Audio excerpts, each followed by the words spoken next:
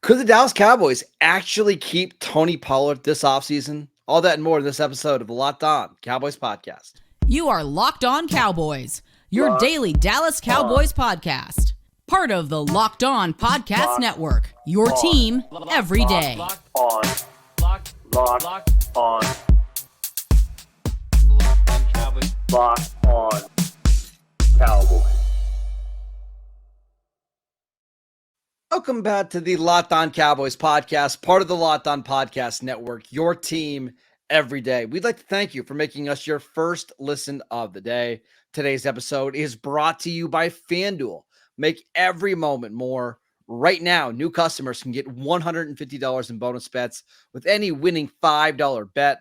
That is $150 if your bet wins. Just visit FanDuel.com/lockedon to get started. I am your host, Marcus Mosher. You can follow me on Twitter at Marcus_Mosher. Joining me today, as always, is Landon McCool. You can check him out on Twitter at McCoolBCB. On today's show, we are answering your Twitter questions, including, could the Cowboys consider drafting a receiver at 24? Is there a down roster offensive lineman that could start next year? But let's start with this one. It comes from at Dak Prescott, BR, not the real Dak, but maybe it's a burner. He wants to know. What are the chances that the Dallas Cowboys can actually keep Tony Pollard this offseason? Well, first off, Dak, it's great that you're using a burner account. I think it's great that you're in every day. I appreciate that. Yeah, exactly. It's great that you're in every day. That really makes me feel good. Listen, I think I've always thought that there was a chance that the Cowboys re-sign Pollard simply because of the fact that he's coming off of an injury. It wasn't quite the huge season that he was hoping for going into a contract year, right?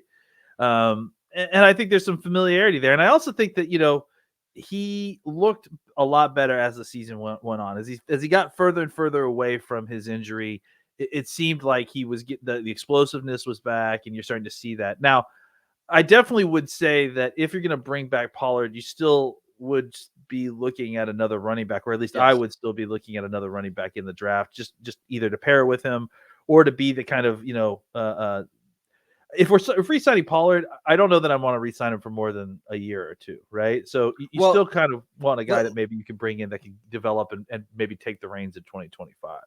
Let's start with this. So Brad Spielberger, who we've had on this podcast several times, one of the absolute best in projecting what players are going to get in free agency.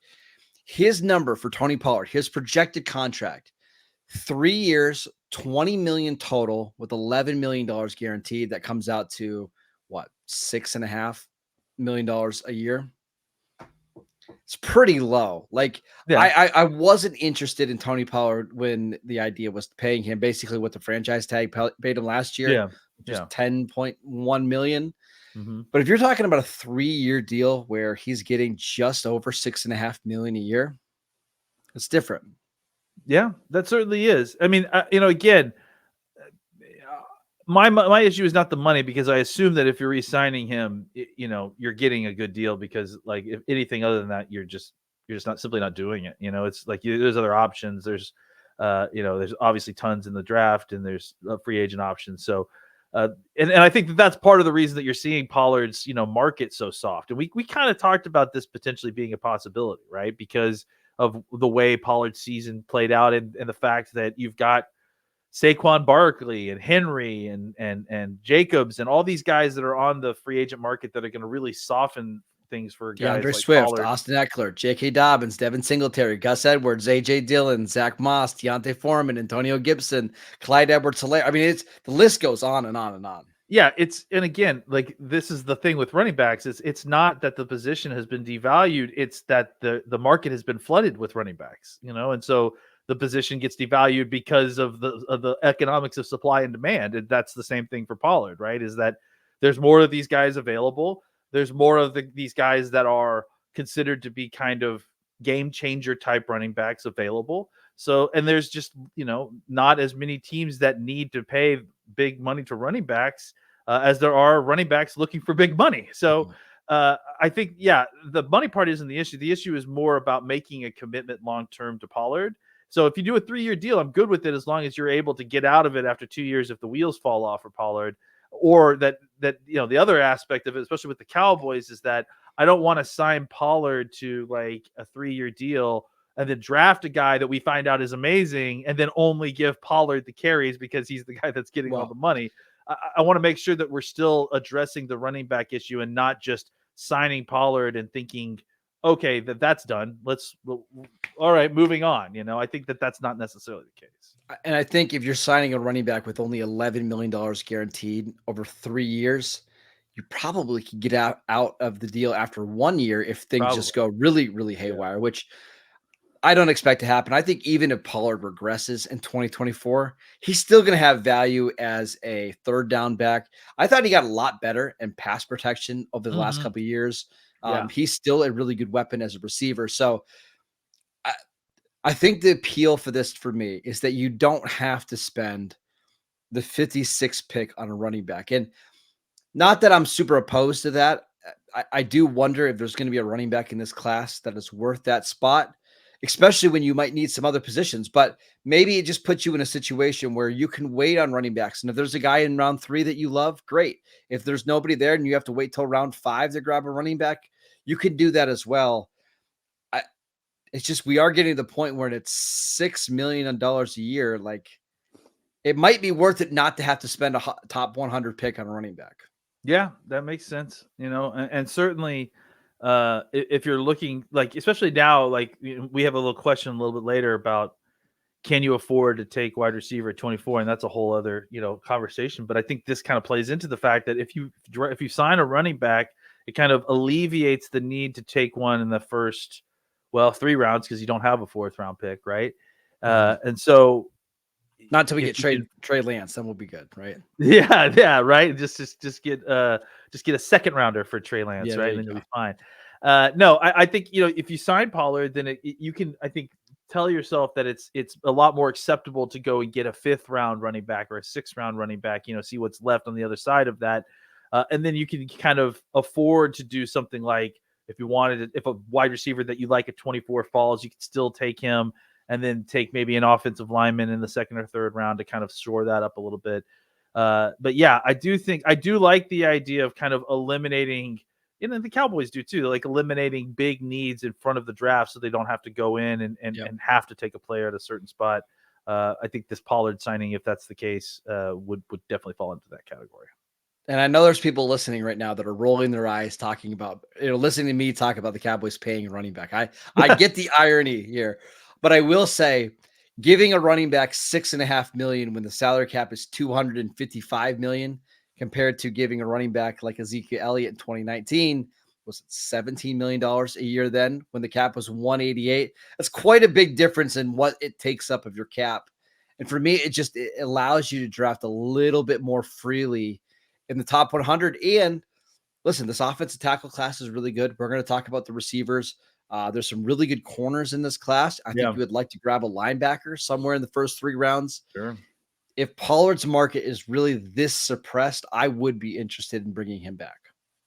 Yeah. I mean, again, and I think that something we talked about too is that, like, the draft is certainly not the only option for a running back this year. And even if you don't want to go get Saquon Barkley or Henry, Pollard is a great example, like we just said, of a guy that is a quality back who probably in most years would get a lot more money. But last year got a lot more money. Last year. And I think, because of the situation, is going to be available for a lot cheaper than he normally would be. All right, Lane, let's talk about the wide receivers because this is a really good wide receiver class. But can the Cowboys afford to pick a receiver at number 24? We will get to that next. This episode is brought to you by FanDuel. Get buckets with your first bet on FanDuel, America's #1 sportsbook, because right now, new customers can get $150 in bonus bets with any winning $5 bet. That is $150 if your bet wins. Bet on all of your favorite NBA players and teams with quick bets, live same-game parlays, exclusive props, and so much more. We only have about 17, 18 games left in the NBA regular season, so make sure you get those futures bets in for the NBA playoffs, the award winners, and, of course, who will win the NBA championship. Just visit FanDuel.com/lockedon and shoot your shot with FanDuel, the official sportsbook partner of the NBA. Welcome back to the Locked On Cowboys podcast. We want to let you know that Locked On has launched the first ever national sports 24/7 streaming channel on YouTube. And now it's also available on Amazon Fire TV in the free Fire TV's channels app. Locked On Sports Today is here for you 24/7, covering the top sports stories of the day with the local experts of Locked On, plus our national shows covering every league. Find Locked On Sports Today now available on the free Fire TV channels app. All right, Lana, let's get to our next question. This is a really good one from Jack. He wants to know, can the Cowboys afford to pick a wide receiver at number 24? Yeah, I mean, I think they can. It certainly means, the Cowboys need to get into a situation and they need to get comfortable with the situation to be able to draft freely at 24. I don't know if they're quite there yet. Obviously, we still don't know exactly what the situation is with Tyron Smith. I think we're all kind of assuming that he's probably out the door, but I do think that the Cowboys will make some more moves and do some more things before the draft to kind of put themselves in a situation where they can draft a little bit more freely. Look, I mean, here's the thing about the depth of this class, and I think the position that we're all kind of pointing at and looking at and wondering about is offensive line, whether that be center or tackle. I mean, frankly, I think you can draft a guard and solve the tackle problem because of all the reasons that we talked about with Tyler Smith. So there are solutions to solving that problem.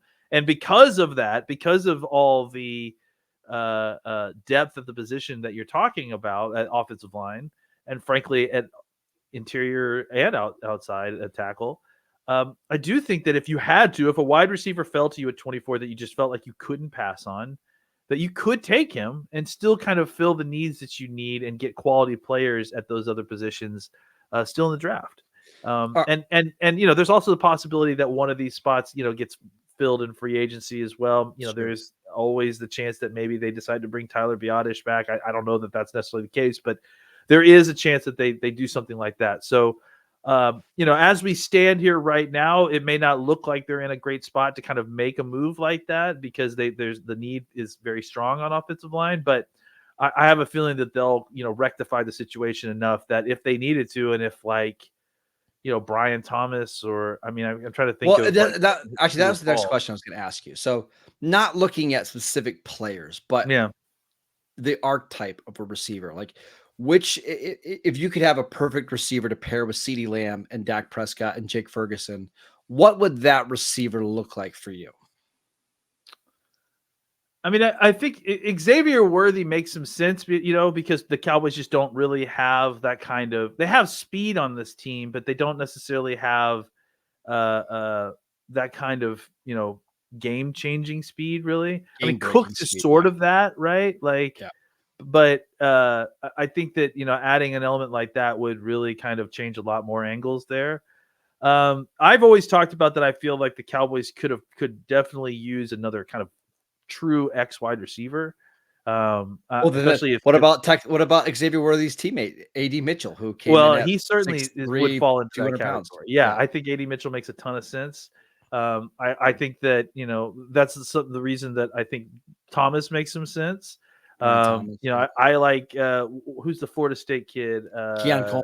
Keon Coleman. He didn't run like an incredible 40, but you see the athleticism he's got there and that big body. I could definitely see him being kind of a nice fit just as a different type of player. Now, I do worry about a Coleman situation. I do want to kind of think more in terms of a faster X, right? Like, that's why I kind of like the A.D. Mitchell Thomas situation, because I think if you get someone like Coleman, who I like a lot as a player and I like a lot as an X, but my fear is that if you put him on a team with the Cowboys who don't necessarily have dynamic speedsters and their other two big playmakers in Ferguson and Lamb, it would probably be a lot more helpful to find an X who could stretch the field a little bit more than it's one of these 4-6 guys. So I think that's kind of the body type I'm thinking of. Yeah.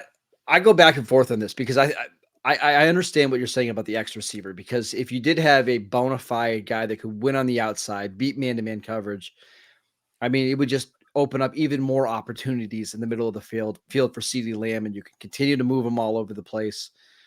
But I do wonder, like, the one thing this offense has been missing the last couple of years is that really quick receiver who you can throw a slant to, have him take it 8 yards, and now all of a sudden it's 2nd and 2, and that's the most favorable down and distance in all of football, right?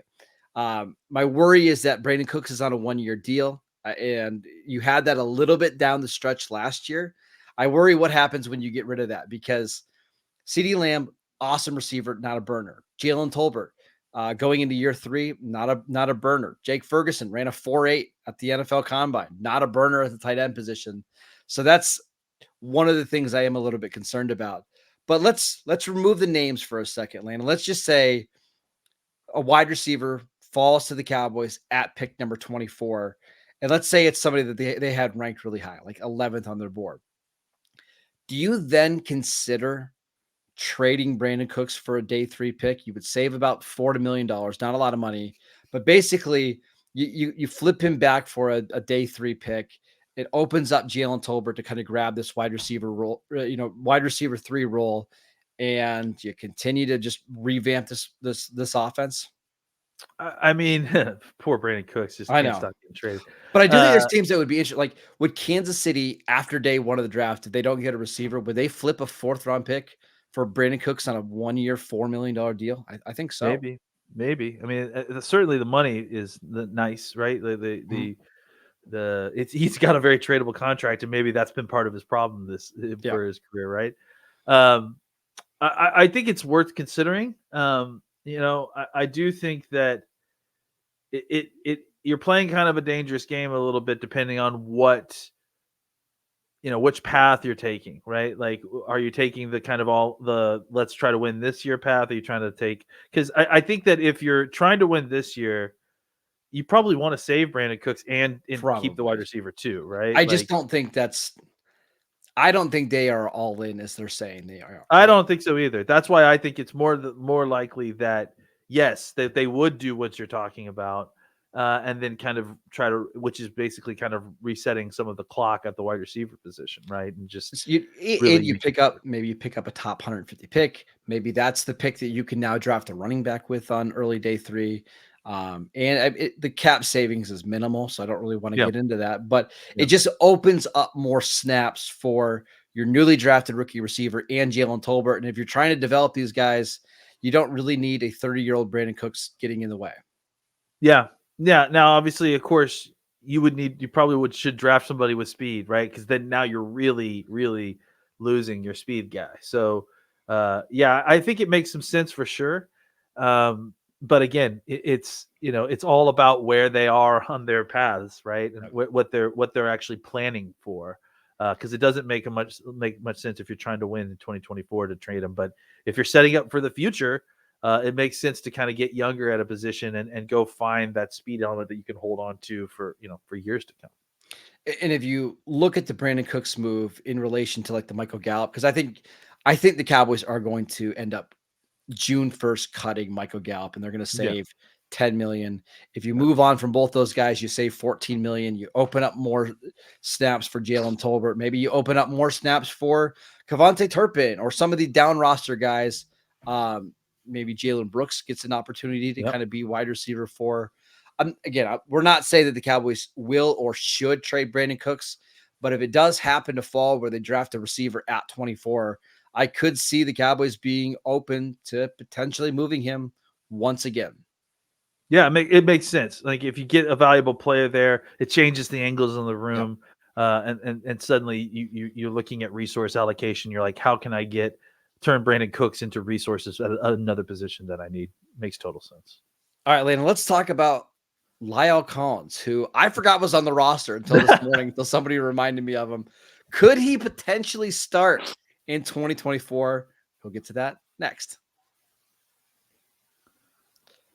This episode is brought to you by eBay Motors. Passion, drive, and patience. It's what brings home the winning trophy, and it's also what keeps your ride or die alive. eBay Motors has everything you need to maintain your vehicle and level it up to peak performance from superchargers, roof racks, exhaust kits, LED headlights, and more. Whether you're into speed, power, or style, eBay Motors has got you covered. With over 122 million parts for your number one ride or die, you'll always find exactly what you're looking for. And with the eBay Guaranteed Fit, your part is guaranteed to fit your ride every time or your money back. Because with eBay Motors, you're burning rubber and not cash. With all the parts you need at the prices you want, it's easy to turn your car into the MVP and bring home that win. Keep your ride or die alive at ebaymotors.com. Eligible items only. Exclusions apply. eBay Guarantee Fit only available to U.S. customers. Welcome back to the Locked On Cowboys podcast, everydayers. On tomorrow's show, we're going to start getting you ready for free agency. I believe free agency actually starts on Monday, or that's the legal tampering period, as everybody calls it. So we'll take a look at all of the free agents the Cowboys have. We'll discuss which ones are they going to bring back, which ones are going to hit the open market, and which ones the Cowboys have absolutely no interest in re-signing. So make sure you tune in for that. But our final question here comes from Wise Trader 55. Good name. Long shot, I know. But will Lyle Collins be a factor when it comes to the 2024 offensive line? I think it's an interesting question, obviously. I mean, he's such a weird piece to have to account for in the roster building process, Yeah, I mean, I it's hard to know. I think from what you've seen the last few years from him, I certainly don't think you should count on it. I mean, there's a reason that Marcus forgot that he was on the team. It's not like it's not like there's a ton of excitement around his name. At this point, I mean, look, he was dealing with all kinds of injury stuff when he was with the Cowboys. It was kind of on and off the field. Steele took his job. I mean, I think pretty clearly just by play. I mean, honestly.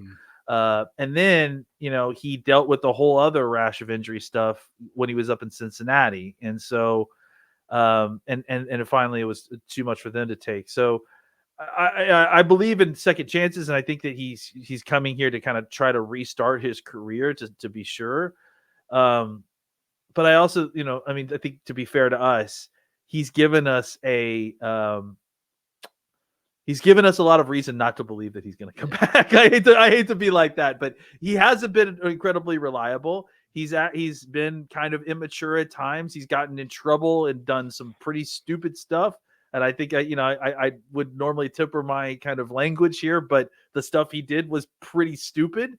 And so I think that it's a lot easier for you to tell me like, oh, Sean Lee is coming back, and he's like, I'll believe that. Rolando McClain is back. Well, that's different. No, Rolando McClain is definitely closer to the Lyle Collins side of things, and maybe Rolando could give you 20 good snaps right now. He wouldn't even need to work out, but I believe he could do it. But no, it's like if you tell me, that Tyrone Crawford was coming back, I believe you. Like, because if that dude told me that, he's not lying, and he would work his way back into shape. I have concerns that Lyle Collins is, in a physical state that's going to require a lot of effort to kind of get him back into starter offensive lineman shape.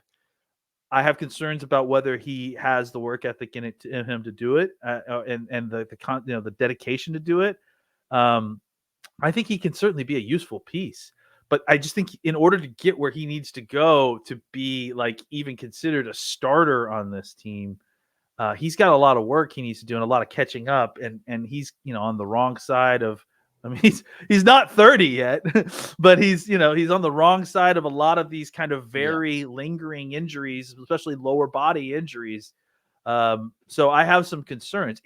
But look, talent wise, if he's able to get his body right, I mean, I think he could be an interesting, useful piece as a stopgap solution. Yeah. Until you kind of are figuring out what's going on, long term at wherever he's playing. I just want to mention a couple of things regarding your points. Number one, the injuries. I have no idea where he's at in regards to. He was a lower back injury, and then it was a pretty big knee injury. Mm-hmm. Was it in 2021 or 2022 in Cincinnati? The point is he hasn't had a major surgery in over a year and a half. So maybe he is just way healthier now than he's been in the last couple off seasons. Again, I don't know what's going on there. You mentioned all the immaturity stuff. And remember, he got suspended for 6 games for basically trying to avoid a drug test. Trying to bribe a drug test officer, if I'm not mistaken. That's the kind of stupid thing I'm talking about. Yeah. Right. But the fact that the Cowboys re-signed him must have meant that they felt pretty good with where he's at, though, right? Because you don't re-sign Lyle Collins if all the bridges are burned, right?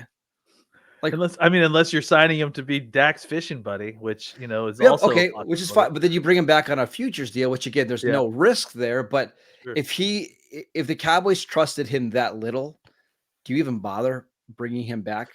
No doubt. And I think that there's something to that as well. And that's what makes it a little bit exciting. I'm just saying that whatever it was that sold the Cowboys, that pitch wasn't given to me. And so I know.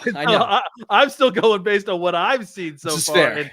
And Lyle Collins didn't come butter me up to come play for the Cowboys again. So as far as I'm just going based on only things I know. So maybe there's something to it.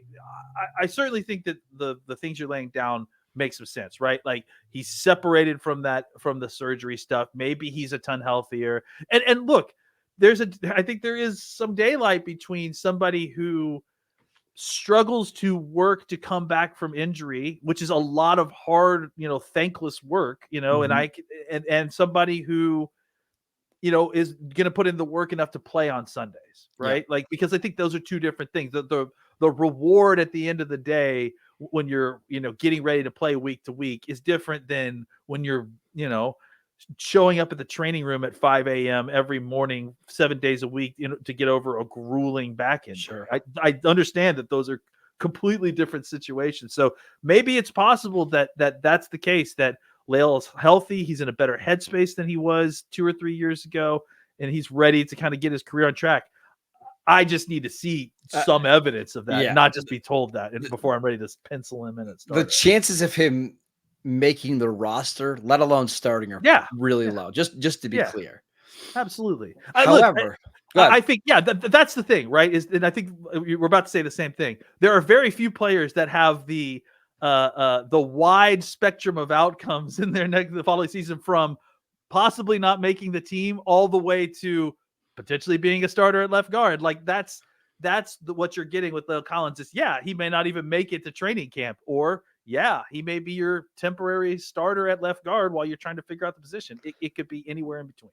And that was my last point, is I don't think they signed him with the idea that he could be a potential tackle, even though he played tackle in college. Shout out to the group chat that still loves that joke.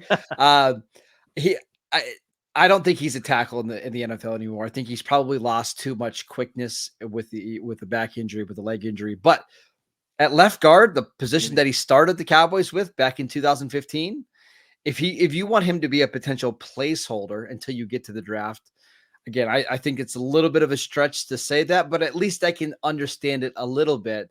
So I'm not completely writing it off. Maybe it's one of the reasons the Cowboys feel a little bit better about their offensive line situation. If they're like, hey, we've got Tyler Bass and Lyle Collins who are competing for a starting spot. The other one will be a swing guy. All we need is a center, and our offensive line is going to be fine. I don't necessarily buy that, but I can at least see the logic behind that. It certainly would make more sense, right? And some of the logic of what they're doing. By the way, guys, you guys make sure that you hit up John Owning on Twitter today and make sure that he understands. Yeah, because he didn't know that Lyle Collins played tackle in college. Yeah, make sure you let him know. You got to make sure he knows. At John Owning. At John Owning, that Lyle Collins played tackle at LSU. Just make sure. I can't wait for him to get all these messages. It's so great. He's probably forgot that Lyle's on the team too. So he probably forgotten that Lyle Collins played tackle in college, guys. So you need to help him out there. All right. That is it for today's show. We want to thank you for making Locked On Cowboys your first listen every single day. Go check out the channel on YouTube. We post videos every single day over there. Go download the podcast wherever you get your podcasts. We are free and available on all platforms. Go follow Landon on Twitter at McCoolBCB. I'm at Marcus _Mosier, and we will see you right back here tomorrow.